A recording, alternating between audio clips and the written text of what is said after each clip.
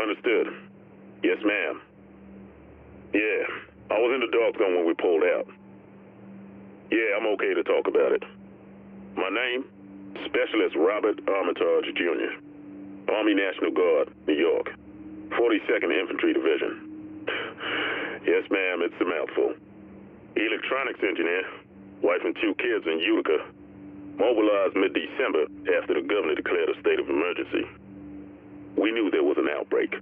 We didn't know of what. No, ma'am. My experience, they don't tell you those things unless they're relevant. And it wasn't. Not yet.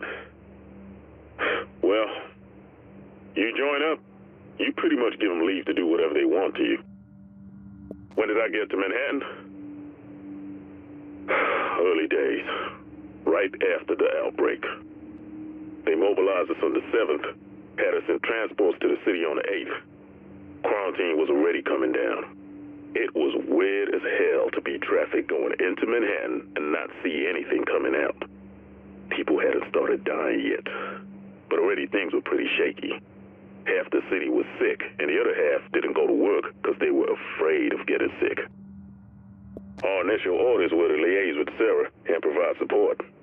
Build aid stations and help them set up those field hospitals. City policing we left to the civil authorities, though they could see we were getting stretched pretty thin. But we built structures.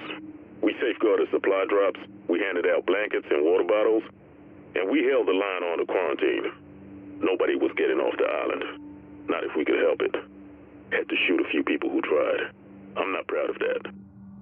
Then people started dying. For real dying. Not just old folks and kids. People were dropping dead in the streets. People dying in their apartments and nobody would find them for days. The hospitals, they were turning people away because they had nothing left. But that was okay, because Sarah had those mass treatment centers and they were going to be it. By that point, the cat was out of the bag on the smallpox thing. But we still had hope, you know? Sarah was going to beat this thing, and then we were all going to go home. Meanwhile, the city was falling to shit around us.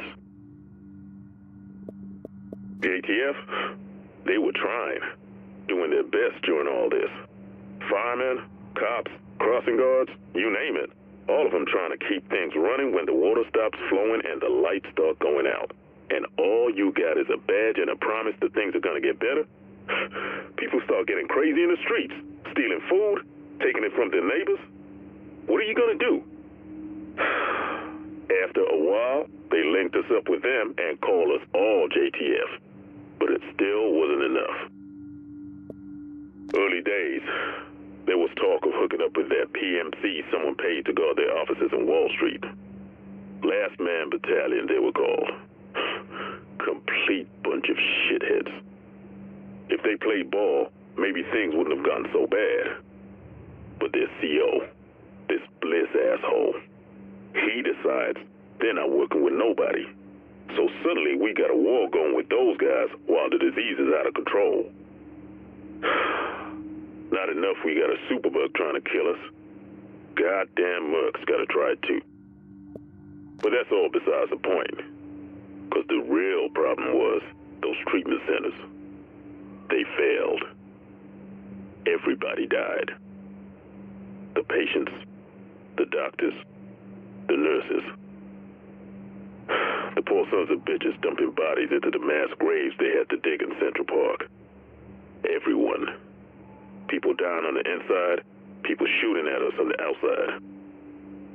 When they finally told us to pull out, it was a blessing. Except now, all that's behind barbed wire. Yeah. That's where your dark zone came from. And the things I've seen, I don't care how much you're offering. I'm never going back in.